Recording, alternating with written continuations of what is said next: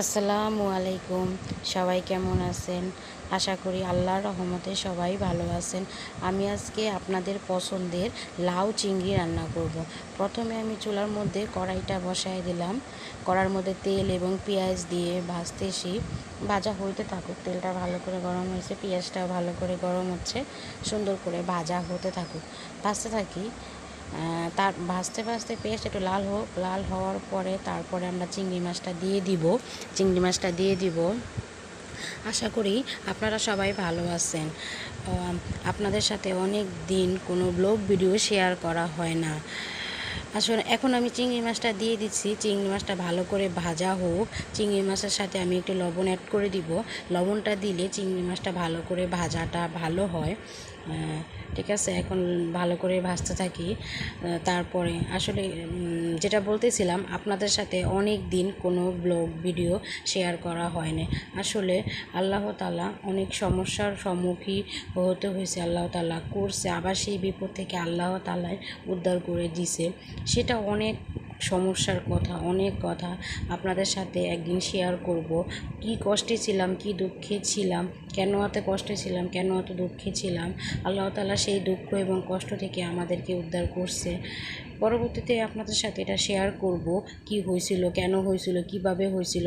যাক, এখন আমি পেঁয়াজের মধ্যে চিংড়ি মাছের মধ্যে আদা রসুন দিয়ে দিলাম। আদা রসুন দেওয়ার পর পর্যায়ক্রমে এখন আমি হলুদের গুঁড়া, মরিচের গুঁড়া, ধনিয়ার গুঁড়া, জিরার গুঁড়া দিয়ে লবণ দিয়ে ভালো করে আরেকটু সুন্দর করে পানি দিয়ে কষিয়ে নিব। ভালো করে কষাতে হবে যেন কোনো গন্ধ না আসে মশলার। যাই হোক, যেটা বলতেছিলাম, দুঃখ কষ্ট যন্ত্রণা আল্লাহ তাআলা সবাইকেই দেয় এবং এটা সেটা আবার আল্লাহ তাআলা নিয়েও যায়। তখন হয়তো আল্লাহ তাআলা দুঃখ কষ্ট দিয়েছে, আবার আল্লাহ তাআলা সেই দুঃখ কষ্ট থেকে পরিত্রাণও করছে। আল্লাহ তাআলা কেন জানি না, আল্লাহ তাআলা ভালো লাগছিল তাই হয়তো অনেক কষ্ট দিছিল, আবার ভালো লাগছে আল্লাহ তাআলা এখন হয়তো ভালো রাখছে। সেই বিষয় এবং সেই দুঃখ কথাগুলো যদি আপনাদের কাছে শেয়ার করব, আপনাদেরকে সবই জানাবো কেন আসলে এতটা দুঃখী ছিলাম। আরেকটা কথা হচ্ছে কি, আমি তো সব সময় ছোট ভিডিও দেই, মানে শর্ট ভিডিও দিই। কখনো তো বড় ব্লগ অনেক দিন আগে শেয়ার করছিলাম আপনাদের সাথে। এখন হয়তো অনেক বড় ভিডিও বা ব্লগ ভিডিও আপনাদের সাথে শেয়ার করা হয় না।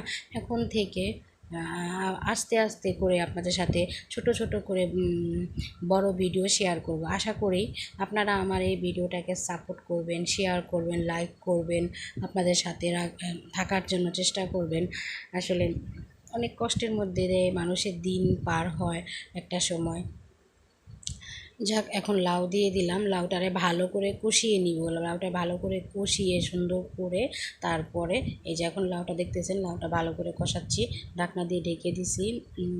যাই হোক, আশা করি আপনাদের সাথে এই কথাগুলো অন্য কোনো ভিডিওতে শেয়ার করব, কেন এত কষ্টে ছিলাম, কেন এত খারাপ ছিলাম, আল্লাহ তাআলা সেই কষ্ট থেকে উদ্ধার করছে। ইনশাআল্লাহ আল্লাহ তাআলা সামনের দিকে অনেক ভালো এবং সুন্দরভাবে আগায় দিতে চেষ্টা করতেছি। আল্লাহ তাআলা আগায় নিয়ে যাবে। আপনারা পাশে থাকেন, আপনারা সাপোর্ট করেন, ভালো লাগলে আমার ভিডিওটা শেয়ার করেন। আসলে আল্লাহ তাআলার কাছে একটা সন্তান চেয়েছিলাম, এটা নিয়েই হয়তো অনেক দুঃখর মধ্যে ছিলাম, অনেক কষ্টের মধ্যে ছিলাম। কেন এমন হয়েছে, কিসের জন্য কষ্টে ছিলাম, সেটা সম্পূর্ণটাই আপনাদের সাথে শেয়ার করব। একটু সময় নিয়ে হয়তো পরবর্তী ভিডিওগুলোতে আপনারা সব কিছু জানতে পারবেন আশা করি। এখন আমি লাউয়ের মধ্যে কাঁচামরিচ দিয়ে দিলাম। কাঁচামরিচ দিয়ে দেখেন আমার লাউটা কি সুন্দর হয়ে গেছে, একদম গলে গেছে লাউটা। দেখতে তো পাচ্ছেন কত সুন্দর হয়েছে, কত ভালো লাগতেছে দেখতে, তাই না? লাউ তো আল্লাহর রহমতের খাবার একটা। রান্নাটাও যেরকম দেখতে হয়, খাবারটাও ওই রকমই স্বাদ হয়। তো আপনারা সবাই কেমন আছেন, ভালো আছেন কি না, কতটুকু ভালো আছেন, কী কথা থেকে দেখতেছেন, কমেন্ট